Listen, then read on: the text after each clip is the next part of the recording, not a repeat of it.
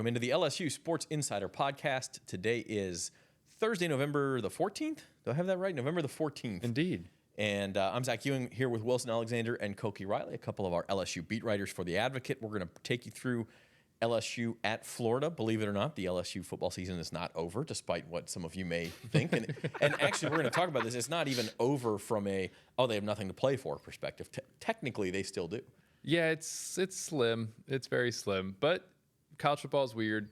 Crazy things happen. And it actually wouldn't take like tons and tons of upsets for LSU to find its way into the SEC championship game because of all the tiebreakers and the divisionless SEC. There is still a path. Actually, there doesn't have to be any upsets. I don't want to blow up people's hopes in terms of raising them, but I think all the favorites have to win. LSU has to win 3 straight, and South Carolina has to beat Missouri, and that's the path, right? I think it was Arkansas has to beat Missouri, isn't that? I think that's part of it too. Someone has to beat Missouri. Okay. You're rooting against Missouri. Sorry, Zach. Yeah, it's all right. It's all right. But to put a finer point to it, they have a 16% chance of making the SEC championship game, which is way higher than I would have guessed. Yeah, 16% is legitimately hey, 1 out of 6 times this happens. That's true. But I will say this: in college football, as you mentioned, Wilson, sometimes it feels like your hopes are completely dashed. Just go win back-to-back games and watch chaos break loose around you, and you're going to feel way better than you did 2 weeks before. So that's what LSU has to hope for. Going into that last week. And having a legitimate chance, hey, if we win and this happens, then the Tigers are in the SEC championship. So that's really the hope. But first of all, you got to take care of your own business. Speaking of which, Tiger fans, if you're planning a tailgate or event, keep your guests comfortable with portable toilets from Waste Pro. Call 225-744-6400 and mention the LSU Sports Insider for a special offer. Waste Pro is our title sponsor for the LSU Sports Insider. We're going to take a quick break and begin our LSU Florida breakdown right after this. Experience the convenience and cleanliness that Waste Pro brings to Mardi Gras, LSU tailgates, and festivals with our top-notch portable toilet services. Perfect for large crowds and community events. Join the countless satisfied families and organizers who trust Waste Pro to keep their gatherings spotless and sanitary. Discover more about our services and make your next event a success at wasteprousa.com.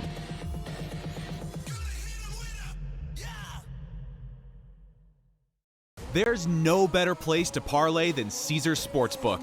Parlay Builder gives you all the game day action from all across the league. Multiple games, legs, and props, all in one spot. It's so quick and easy, you can keep your focus on the games and your nachos. Or if you're focusing on one game, remember, you can place your same game parlays live during the action. Caesars Sportsbook, the only sportsbook app with Caesars rewards. You know how far I've gone, now I'm home again. I'm feeling more alive these days than I've ever been. At the Baton Rouge Clinic, our sole focus is to provide exceptional health care for your entire family so that you can get back to doing what you love most. We are caring for generations. You gave me love, gave me love. Okay, time to break down LSU at Florida. It's a 2:30 game. LSU's first non-primetime game since UCLA. Is that right? Been on a run of night games here. Yeah, 2:30 p.m. ABC game in Gainesville. And, like we talked about, guys, we'll just open with this. LSU does have this narrow path to the playoff. I think you mentioned it, Koki, basically. And it's weird to say, if all the favorites win, all the favorites never win. That's just not how it works. That's kind of the problem here for LSU. You're still especially talking this about season. It's like you're asking a season that has been full of chaos and carnage to suddenly be normal. Yeah. Right. Yeah, for example, if Tennessee just wins this weekend, which is very possible, then that kind of ruins it for LSU a little bit because Tennessee just has to win their next game or two to finish out the regular season, and then the winner of Texas A&M gets into the SEC championship game, and that's all she wrote. So, for example, It's an odd dynamic, though, because you would normally think, the rest of the teams at the top of the standings with LSU fans want them to lose. But instead, they're actually rooting for Georgia. Now, Tennessee's an exception, but they're rooting for Georgia. They're rooting for Alabama. They're rooting for Ole Miss. They need them to win these games so that combination of teams tied is the correct concoction for them to get in. And at the same time, if you're LSU, like an LSU fan, like you really like it's nice to look at those things, but you really just got to focus on your team being better too. Like LSU's now lost back-to-back games. You can't just assume like, oh, they're going to win 3 straight. Like they should win these next 3 games. They'll be favored in them. At this point, I think Vanderbilt is the only one that I think maybe could get kind of interesting. And maybe Oklahoma too. I don't know. End of the year, we'll see. And then this one's on the road. This one's on the road too. But as we'll get into in the rest of this podcast, like I feel like LSU's got a good chance to win this game. But you're 3 SEC games. It's not easy. And it's no just like sure thing that you're going to go 3-0. And so LSU, that's the big thing. It's like, yeah, all that stuff needs to unfold, but none of it matters if you don't go 3-0 over the next 3 weeks. And so LSU's got to play a lot better. And it is easy to look at it and say, well, they should win this game, and they should win this game, and they should win this game, so they'll just take care of business. Let me put my math nerd hat on for a minute. Like, probability doesn't work that way.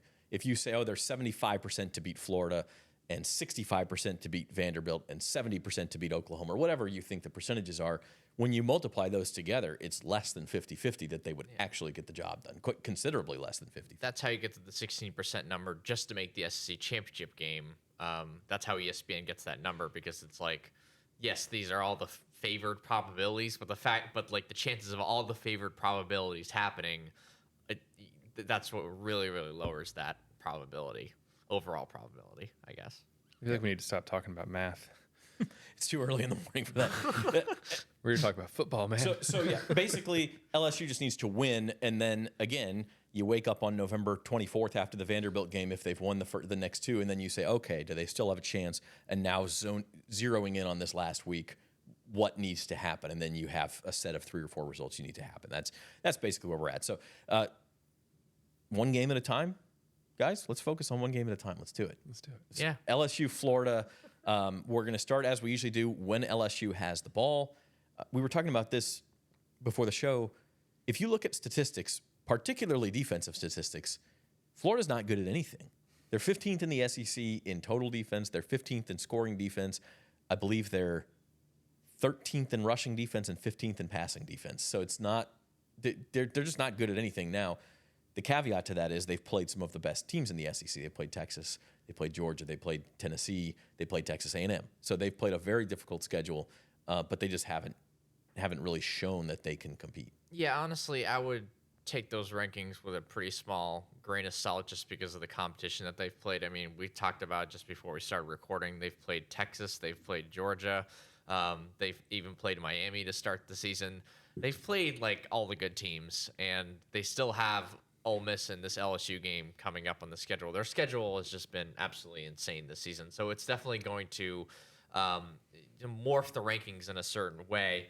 But when you look at sort of like opponent adjusted stats, like they're 39th in defense per ESPN's FPI metric, which isn't terrible. It isn't great, but it looks better than being 15th out of 16 teams in the SEC in certain metrics. But I think the one thing that is like fairly notable with this defense is that they don't pressure the quarterback. So just to give you an idea, they have 127 quarterback pressures as a team this season. LSU, by comparison, is 174. So it is like night and day compared to how this team gets after the quarterback. And they don't have anyone who has more than 14 pressures this season. So they really don't have a pass rushing threat to speak of whatsoever. Their best pass rusher, in fact, he's playing at Ole Miss. And best Prince rusher, Liu. Yeah. Their best pass rusher last season, yeah. Exactly. So it's I think Garrett Nussmeier is going to have enough time in the pocket coming into this game. The big thing is going to be turnovers. I mean, because that's been the problem with Garrett for 4 out of the last 5 games. Now he's got multiple turnovers in 4 of the last 5 games. He's got 6 in the last 6 quarters of football. And that's been a big reason that LSU's offense has sort of faltered here. And now it's not all on him. The running game has to get going. It has to make things easier on Garrett. I pointed out this stat yesterday. At some point, probably pretty early in this game, he's going to move into second place all time in a single season for pass attempts in LSU history, behind Joe Burrow throwing for more than 500 times in 2019. Wow. And it's the 10th game of the season. Wow. Like, he's throwing the ball so much because they don't have a run game. Now, maybe the run game can get going against Florida. This is, like you said, not a very good rush defense. But at the same time, it's like, can you really trust that LSU's offensive line, the run game's going to get going? Because Alabama's run defense wasn't all that highly ranked coming into that game, and LSU was not super productive on the ground. Had some moments, the Caden Durham run early, Yeah. but it wasn't like something that they just could lean on, and then the game got out of hand and you're throwing the ball all over the place. So LSU's got to be able to run the football, and it's got to avoid turnovers. These are things that we've talked about with this offense for like a month now, especially the last few weeks in particular, and that's what's got to show up in this game. It's kind of simple and straightforward, but that is really what matters here. Yeah, tell me if I'm taking crazy pills or not. But I thought that the Alabama game was actually like a relatively promising game for the run offense, especially from a creativity standpoint. And like you saw Juwan Johnson in the game taking direct snaps. You saw a very creative quarterback sneak at one point. You saw an actual end around play to Xavier Thomas, using him in the running game more. And the reason why they had to get away from it was because of the game script. It wasn't necessarily because it wasn't working. So I thought that was at least somewhat promising. And given that Florida doesn't have the same dudes that Alabama has, I can't see like a real reason as to why it may struggle the same way it has against A&M or even Ole Miss. But that's just me. Tell me if I'm wrong. But like No, I thought this past week was actually kind of promising in terms of the run game. I agree with you in terms of the creativity. I thought that they did some really interesting things. And there's been moments all season where I thought like, oh, that's creative. And then it just doesn't sustain. Yeah. They went back to the stretch play that had worked so well against Arkansas. That was what sprung Caden Durham on that big run early in the game. It was a stretch play. It's like, oh, finally, why did you not do that at all against Texas A&M? It was working. Yeah. And they did it against Alabama a couple times. Now, you can't just solely rely on the one thing. Then you run into tendencies. Teams know what you're going to do. You have to continue that creativity. Mm-hmm. But yeah, there were some moments where there was some interesting offensive play design, and that stuff needs to continue. I think they even ran a screen at one point. Yeah, Like, they did. I know. It's like, hey, how about that? It is in the playbook. They can do it. Yeah. People have been clamoring for that all year, and I'd like to see some more of that. Especially, Brian Kelly talked a few weeks back about how Garrett Nussmeier's efficiency is going to be a little bit on the lower end. They expect him to have a completion percentage in the 60s because of just sort of the complexity of the passing offense. But when he's throwing the amount of turnover, when he's had the number of turnovers that he's had lately, it's like, make things a little simple. Give him some of those easy access throws. Just get the offense in rhythm in this game early on. And some of those things, like you said, they were able to do against Alabama, but then like the turnovers killed them, and then the run defense was terrible. And so, like you said, game script, it all kind of went out the window. But there were some promising signs. And Kelly even said that they should have ran more stretch plays in that game. And I think that's like just a pretty simple adjustment heading into this one. I got to applaud you guys. You found something positive from the Alabama game. It only took like 5 days, but we've done it. It was a creativity in the run game, something maybe LSU can build on. Of course, when we talk about that, sometimes the reason those plays don't work and the reason it's not sustainable is because if your offensive line is just not creating the holes and the push, you just don't have it. And that brings us to today's injury report. It's brought to you by the Baton Rouge Clinic. Garrett Dellinger's still out. He had the high wire surgery on his ankle a couple of weeks ago. Tightrope, high wire. Close, yeah. Tightrope surgery. There's some acrobat term. They thought maybe he'd be back for this game. He's not going to be. But a bit of good news, Tyree Adams could come back, who has sort of been LSU's utility offensive lineman, sixth offensive lineman, and he may be able to fill in that spot. Yeah, that'll be interesting to hear what Brian Kelly has to say about that today, and if his progress continues, like if he gets upgraded to probable at some point on the injury report over the next couple of days, because this was the first time since he underwent surgery for what Kelly called a sports hernia that he has even been listed on the injury report as questionable. He's just been out until now. And so, yeah, with Dellinger out, which I struggle to believe that Dellinger was ever coming back for the Florida game. Yeah. I mean, that tightrope surgery, you Very don't come optimistic. back that quickly. He really had to walk the tightrope to get back. Yes, well done. We're on a roll here this morning. So yeah, if Tyree Adams can come back, then yeah, maybe he fills in there at left guard. But keep in mind that he's been out for a while as well. This would be a pretty, like a return to practice and then thrown into a game. That's kind of hard to see, but I guess we'll just kind of have to let it play out, as otherwise you're going back to Paul Mabinga there at left guard. It depends how much maybe he has been practiced. Maybe he practiced last week, even though they knew he'd be out, but it was just a ramp up. Like, we don't really know. So it's just something to keep an eye out for as we head into this weekend. On the other side, like you said, real quick though, like he's their sixth offensive lineman. Like, he's the top backup, and that would help this team if Tyree Adams is able to come back Tremendously, yeah. Absolutely. On the other side, the Florida injury report, quarterback DJ Lagway is listed as questionable. We'll talk about that more in a minute. Today's show is brought to you by the Baton Rouge Clinic, your trusted healthcare provider in the heart of Baton Rouge. Whether you're in need of primary care, specialist services, or urgent care, the Baton Rouge Clinic has you covered with a team of dedicated and experienced professionals. Visit BatonRougeClinic.com to learn more or to schedule your appointment today. The Baton Rouge Clinic, caring for generations. Before we get into when Florida has the ball, we'll do our Star Player segment, proudly sponsored by Waste Pro. Ensure your tailgate or event is a hit with clean and convenient portable toilets from Waste Pro. Rent yours today. And again, guys, with Florida, we usually do a Star Player from the other team. With Florida, it's a little bit hard. They don't have anybody who really sticks out. I went with Jacoby Jackson. They've been using him more the last few weeks. He ran for the tying touchdown against Georgia 2 weeks ago, kind of a highlight reel play. Then he went to Texas last week, and they ran for, I think, 115 yards and another touchdown. So his numbers were really pedestrian through 5 or 6 weeks, and now all of a sudden he looks like their top backfield threat. Yeah, with Montrell Johnson out since the Tennessee game, he's kind of stepped in to that role, and like you said, he's averaging 6 yards a carry over the past 2 games, and so he's been kind of the one sort of thing that you maybe have to worry about on Florida's offense. Like Eugene Wilson, the receiver, went down. It's like they don't have like a dynamic receiver that really that I know of anyway. Elijah Badger is questionable for this game too. He's probably the next guy up at receiver for them.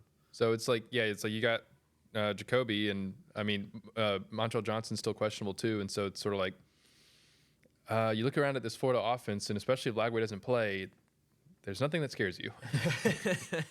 Yeah, Aidan Warner is the third-string quarterback. Of course, the starter was Graham Mertz, who was having a pretty good season. When he's out for the season, he suffered an injury against, was it Tennessee he suffered the injury against, I think? And then, so DJ Lagway comes in. He actually was okay. He's the more mobile of the two quarterbacks, and we all know that's like a dirty word around the LSU defense as a mobile quarterback. However, he had, I guess, a really bad hamstring pull against Georgia, missed the rest of that game, missed last week's game. As I said, he's questionable.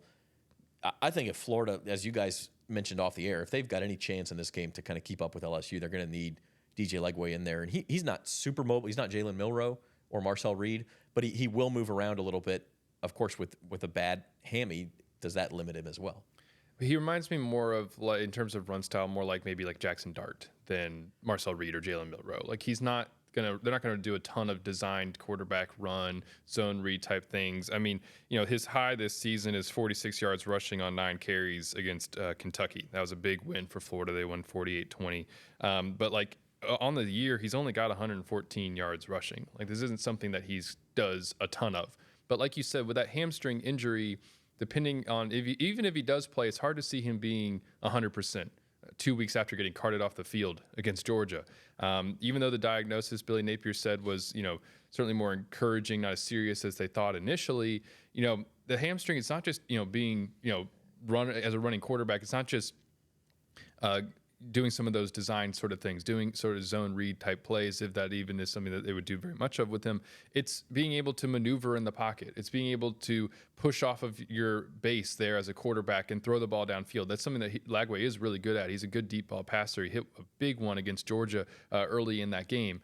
And if he's affected in those ways, then that's something else that just gives LSU an advantage. I mean, if he's a little bit limited in terms of his pocket maneuverability, then this LSU pass rush can have a big game. I mean, Braden Swinson, maybe he can start to kind of flash a little bit more again. I think he's still been playing well the last few weeks, but maybe get back into the sack column. This is something where, in terms of the play style of a quarterback, this matches up possibly well with what LSU does defensively. You're not facing the thing that has given them so many problems over the last few weeks in particular, and really over the course of the season, but it's been sort of the focus of the last 2 games and a big reason why they've lost. You're not really dealing with that same kind of problem this week.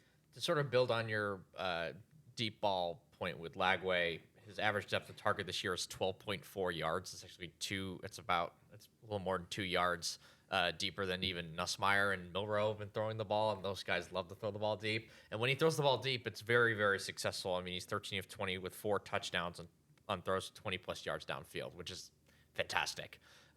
And the thing is, on the intermediate stuff and even the short stuff, he really struggles. So it's sort of, the progression stuff, the intermediate throws, the stuff that Nussmeier's really good at. Lagway struggles, but in terms of like the deep balls, just like chucking go balls downfield, like he is he's been as good as anybody in the SEC at those plays. So if you're LSU safeties, the LSU safeties are going to have to play a pretty big role in this game, especially in the pass when it comes to their pass defense. Which frightens you to hear. If you're an LSU fan, that's been a weak spot of this defense. But like you said, they are going to have to step up. But at the same time, they're not defending anybody, like we said, who's sort of like I feel like they can probably do well enough in this game. Like, you're not defending an elite SEC, like the top SEC receivers in this game. Yeah. You're not having to deal with those kinds of threats, but you do need to be able to, like you said, defend the deep ball. And then if Lagway doesn't play, then you're not really. I mean, there's really nothing to be afraid of. Yeah. Aidan, we say that, and all of a sudden Aidan that could Warner be. would have been great for our earlier segment when we were talking about math because the guy went to Yale.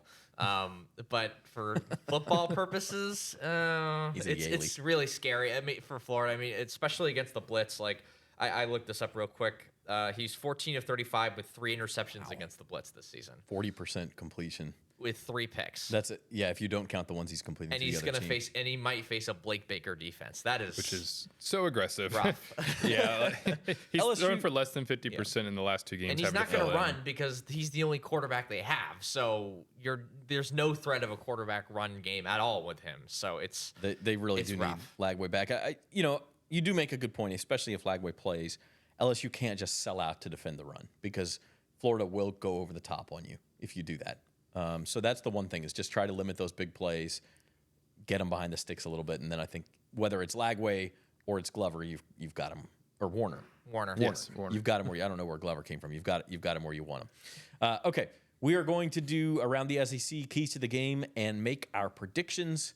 We're going to take a quick break first and be back with you right after this.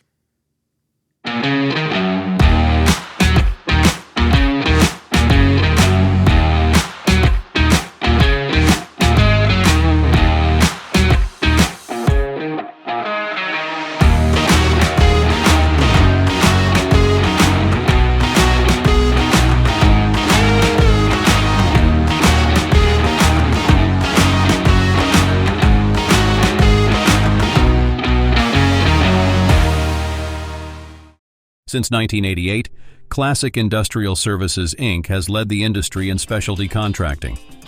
From thermal insulation to scaffolding, coatings, and beyond, we cover it all. Every minute matters in our commitment to quality and safety. We're here to serve with roofing, siding, heat trace, and refractory services. Visit ClassicIndustrial.com for more information.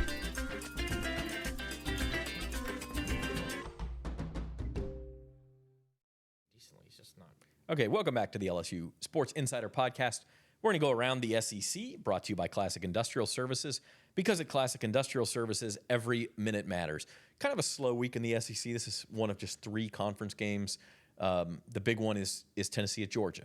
And that's another game where we don't know the quarterback situation. Nico Iamaleava is questionable for Tennessee. It's weird, though, as we were talking about it, you would think, you want... I guess you need Tennessee to lose. They're one of the one-loss teams left in the SEC. If you're LSU, that's something you need. Yep, you need Tennessee to lose, and if you're an LSU fan, you're also rooting for South Carolina against Missouri. That's kind of your watch guide for the weekend, I suppose, here in the SEC. But that Tennessee-Georgia game is going to be huge. It's not just, Georgia really needs to kind of get off the mat after a bad loss against Ole Miss. They got dominated up front, and that's something that Tennessee does really well on the defensive side in particular. And so it's going to be interesting to see if Georgia's offensive line can actually look like a Georgia offensive line again, something that hasn't done a lot this year. And they need to really be much more physical up front and be able to dictate at the line of scrimmage. That's how Georgia is built, and they haven't been able to lean on that strength very much this year. And then Carson Beck just needs to stop throwing interceptions, much like Garrett Nussmeier, but even more so potentially. He's got 12 this year. So that's kind of some of those things to watch for in that game. I think the Beck interceptions are worse, just from having watched both of them throw interceptions. I just think the Beck ones are just a product of, like, what are you doing, dude? Because when they move the ball well, and then all of a sudden it's just like, what? I don't know. What was the Monday Night Football segment? Come on, man. Yeah. This is Come On, Man with Koki Riley. Yeah. Seriously, though, from an LSU perspective, you mentioned they're rooting for Georgia, they're rooting for South Carolina. They're both home double-digit favorites, possibly facing backup quarterbacks. Like, works out pretty well for LSU. I mean, again, not everything ever goes as it's expected to go. But for this one particular week, if you're just saying, hey, keep hopes alive for one more week, get us to the last 2 weeks of the season. Like, things lay out pretty well for LSU. Yeah, and again, if they can take care of their own business too, that's a big thing. But like you said, I don't know. We'll see. It's like the thing though. It's like you think a game's going to go a certain way, and it's why the results on the field matter when we're talking about the college football playoff. It's not. It doesn't go the way you think all the time. So that is right. I did not think Ole Miss was going to be Georgia, and then they did. So well, we'll see if there are any surprises this week. But LSU would be helped by both of the favorites. By the way, if LSU wins, Georgia wins, and Missouri should win, then we go into the final 2 weeks with the hopes of an 8-way tie for first place in the SEC still alive as well. So if you're rooting for just chaos at this point, there's that possibility. I don't think it would happen, but I really want us, like, first year without division, 16-team SEC. I want us to get all the way down to the tiebreaker. It's the very last one, which is just a random draw. Of teams. You know that website where they have the wheel and it like clicks for you as you go around? Do you think they use that in Birmingham? Put it on ESPN, you know? Oh my God, the ratings would be unbelievable. Unbelievable. We'll see if we can get it on the LSU Insider podcast. Today's episode of LSU Insider is brought to you by Classic Industrial Services, proudly serving Louisiana and the entire United States with high-quality scaffolding erection and rental services, thermal insulation services, refractory services, and general maintenance services. From large capital projects to commercial projects or your smaller quick response needs, Classic Industrial is your go-to for quality and safety. They're not just about business, they're a proud community partner supporting local initiatives and helping build a stronger Baton Rouge. At Classic Industrial Services, every minute matters. Now moving into the LSU Sports Insiders sports betting segment, sponsored by the Queen of Baton Rouge. Experience the thrill of game day at 1717 Kitchen and Cocktails, your premier destination for elevated sports entertainment. Guys, LSU, we talked about this. They have many paths to victory here. It seems like they are a good matchup for Florida. If you look at the betting line, they're only a 4-point favorite.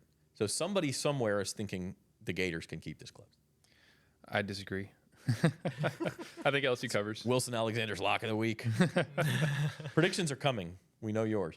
Are you surprised, without giving your prediction necessarily, but are you surprised the line is that low? Yes, and I feel like it's Vegas overreacting from the Alabama game, and we haven't really been able to get into this yet. And like the further I've gotten away from the Alabama game, the more I don't feel quite as bad about LSU after that game, because the reason why it became a blowout is because they shot themselves in the foot, not because they're not a talented team that can't compete with some of the top teams in the SEC. Does that make sense? Yeah, it's just like they have to be perfect to compete with the top teams in the SEC. They're not able to like make a few errors and then have a strength to lean on to like get back into a game. And that's what we saw against Bama, and I think even a little bit against Texas A&M. But it was more than just a couple errors against A&M and Alabama. It was a calamity of errors. But like they moved the ball when they didn't shoot themselves in the foot and had a bad turnover or a bad penalty. They moved the ball okay against Alabama. And then the defense wasn't great against Alabama either, but Alabama also played really well. And, you know, like there was the turnover on downs. Like it wasn't like it was a total disaster like it was last season with the defense. So I don't know. Like again, that's sort of like more of a general observation, but that's just my feeling after given that we've had a few days to sort of let the game digest, I guess. I worry about the line of scrimmage. I think Florida can compete on the line of scrimmage with LSU, and that obviously makes things just difficult in general. So the over-under is 55, by the way, for this game. So Tiger fans, you can catch all the sports action at the Queen Casino's DraftKings Sportsbook Bar and 1717 Kitchen and Cocktails. With top-notch screens and live betting, it's the ultimate spot to watch your favorite team and enjoy a cold brew or a signature cocktail. The Queen Casino is the only land-based casino in Baton Rouge and your go-to for game day or any day. Visit today and elevate your sports watching experience. Okay, so we're going to wrap up with some keys to the game and then give our predictions. Keys to the Game is sponsored by Associated Grocers. Join our team and support the success of local independent retail grocers. Apply today for available positions at Associated Grocers. Keys to the game, guys. And I was going to start with this one. I think the energy level's got to be up. I think the dangerous thing for LSU here is that you just had this game, really two games, where everybody said your whole season's in front of you. These are huge games at Texas A&M, home against Alabama. They kind of fell flat in both of them. The energy was really bad in the fourth quarter against Alabama. Now, it was, raining. The stadium was empty. You're down by 30 points. Like, it's understandable, but you can't let that carry over into this one, because if you do, then anybody can play with you. You want a quick history note, actually, about over the past 2 years. LSU, the last time it had scored 13 points in a game was against Tennessee at home. Again, like big game, first year of the Brian Kelly era, ends up being a morning kickoff, and LSU gets blown out of its own building. Week later, it goes to Florida, scores more than 40 points in a big game. That's when Jaden Daniels started to turn into the quarterback that he was last year, started pushing the ball downfield. That offense looked completely broken. A week later, all of a sudden, it was like, oh, it's explosive now. Last year, LSU loses to Alabama on the road. Jaden Daniels suffers a concussion in that game. Again, kind of a big loss in a big game. You weren't really competitive in the second half. Obviously, Daniels got hurt in that game, like I said. But a week later, LSU plays Florida, scores 40+, and ends up winning in that one as well. Jaden Daniels ends up sort of cementing himself as the Heisman favorite in that game.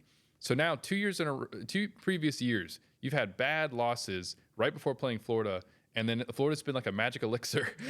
Dr. Florida is here. Yeah, which you didn't used to say about Florida, obviously. But now LSU's won 5 straight in this rivalry. That's it's trying to extend what is the longest winning streak it has in this rivalry to 6 games here this weekend. It's a good spot for LSU because Florida hasn't been what it used to be. And so, that's just something to keep in mind. Kind of ironic that the past 2 years, bad losses right before playing Florida, and then they were able to kind of get themselves back together and go and beat the Gators. And they need to do that again. Like you said, the energy's got to be high because this is the first time here that LSU is facing the possibility of, within the regular season, Koki had to remind me recently, losing 3 straight games in the Brian Kelly era. Like, they've never lost back-to-back games in the regular season under Kelly. They had lost back-to-back games, A&M and then Georgia in the SEC title game his first year. But that's something that you're trying to avoid here. And the energy level needs to be high in order to get that done and finish the season strong. Yeah. I had 3 keys. We talked about 2 of them pretty extensively early on, but the third one would just be scoring touchdowns in the red zone. I mean, this LSU offense has had trouble turning these red zone opportunities into touchdowns. They've actually had even more trouble than Florida at this statistic as well. Like, LSU scored 24 touchdowns on 39 red zone trips this year. Florida's 25 and 38 trips. It's close, but the fact that Florida, which is a 4-win team, has been better in the red zone against you this season in terms of turning those opportunities into touchdowns is just not a great sign. And Brian Kelly did a really good job of summarizing why this has been an issue. It's because A, they don't have a very consistent rushing attack, and B, the quarterback hasn't been super seasoned and is prone to make mistakes, even if he can make spectacular plays as well. So when you have those 2 issues, it's hard to be consistent in the red zone, and maybe this can be their elixir game for that as well, because I think that's going to be important in terms of not only getting out in front, but like widening the margin against Florida in a game where their quarterback situation's kind of a mess. What were the other 2 keys, just quickly? The other 2 keys were just keeping everything in front of you if you're LSU's defense, making sure you're not getting beat by the deep ball, and then and just continue to be creative in the running game, as we sort of detailed earlier in the show. So, all right. Tiger Fans Associated Grocers is hiring. Join a team committed to the success of independent retail grocers. Apply today at Associated Grocers and be part of something great. It's prediction time on the LSU Sports Insider podcast. I encourage you to leave your prediction in the comments, whether you're watching on Facebook or YouTube. I'd also encourage you to go subscribe to the YouTube channel. Post all sorts of videos over there. Join our growing team of followers and sign up for notifications. Tell your friends about it, all that kind of stuff. It's the LSU Sports at NOLA.com YouTube channel. Okay, Wilson, your prediction. You kind of gave it away, but you think LSU gets right here? I do. I think that they cover mainly because of Florida's quarterback situation here. Even if DJ Lagway plays, if he's less than 100%, then I think that LSU is going to be able to play well defensively. It just isn't the type of quarterback that has given them so many problems. It's not a Lenora Sellers, a Marcel Reed, a Jalen Milroe, who is all 3 can be prolific runners. Even though Lagway is mobile when he's healthy, that isn't the kind of play style that has given them so many problems. And so I think the pass rush is going to be able to have a good day. And as long as Garrett Nussmeier has fewer than 2 turnovers, I think LSU can end up winning by a fairly comfortable margin, in the fourth quarter, and not have it be that close of a game late. And then if Lagway doesn't play, then I think the only way that LSU loses this game is if it completely implodes. Yeah, right. I would. Koki? Yeah, I would completely. I would agree with everything he said. I had LSU winning 28-17.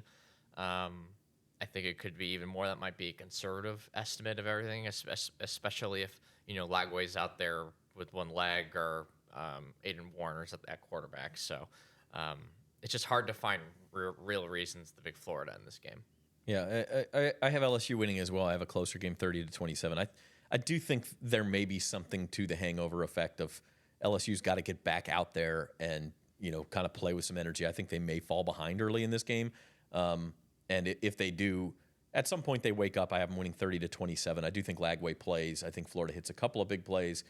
I worry about LSU's offensive line. I think it's sort of lagging as the season goes on. We're starting to realize that even with the draft picks on that offensive line, it's maybe not as great as the sum of its parts or something. But I do think LSU ultimately wins.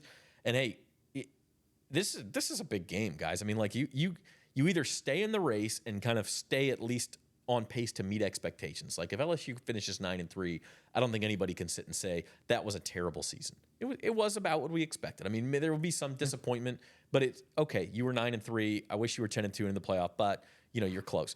If you start losing these last 3 games, any of them really, but especially if you lose more than one, you're sliding into like disastrous territory. Panic mode. Yeah. The offseason would be extremely unpleasant if that were to happen, because the thing about the last couple of years, LSU was kind of in similar-ish situations here in November with a couple of losses and then having to win the last few games in order to kind of get to that 9-3 benchmark, and then win that 10th game in the bowl game. And the quote that Will Campbell had at the beginning of the year, 10 wins around here gets you fired, is kind of ringing in my ears lately.